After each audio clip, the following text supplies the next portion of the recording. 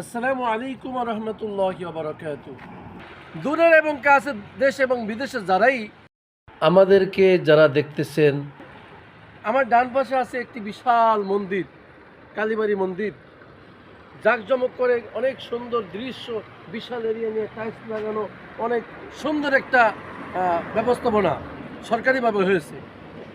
আর আমার বাম পাশে যেয়ে দেখেন আমাদের মুসলিমদের পবিত্র ঘর মসজিদ পরিত্যক্ত অবস্থায়, টিন দিয়ে মানে অন্ধকার অবস্থায় পড়ে আছে।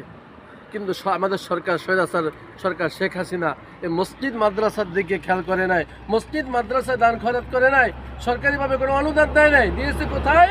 এই মন্দিরকে, এই মন্দিরে দিয়েছে, মন্দিরকে রাজকীয়ভাবে রাজবাড়ির মতো করে রাখছে।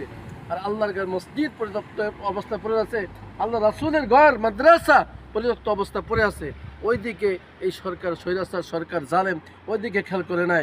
ওরা ওই ছিল হিন্দু থাকার কারণে সে মন্দিরকে রাজবাড়ি বানিয়েছে, রাজার উপাসনা বানিয়েছে। কিন্তু আল্লাহর ঘর মসজিদ ফুরকানিয়া মাদ্রাসা পড়ে আছে পরিত্যক্ত অবস্থায়। আল্লাহ আমাদের মুসলমানদের পবিত্র ঘর মসজিদ পড়ে আছে পরিত্যক্ত অবস্থায়। এগুলোর দিকে স্বৈরাচার কোনো খোঁজখবর নেয়নি। বাংলাদেশ থেকে তাকে এই স্বৈরাচারকে বিদায় করে দিয়েছে।